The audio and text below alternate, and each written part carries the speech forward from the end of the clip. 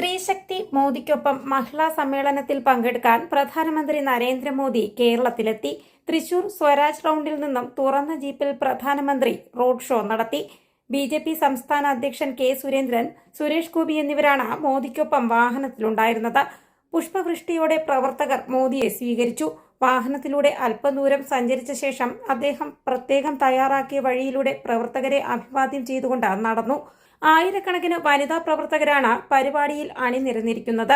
സമ്മേളനത്തിൽ BJP നേതാക്കളും Beena Kannan, doctor MS Sunil, Shobhana, PT Usha, Vaikom Vijayalakshmi, Uma Preman, Mariyakutty, Minnu Mani എന്നിവർ പ്രധാനമന്ത്രിക്കൊപ്പം വേദിയിലുണ്ട്.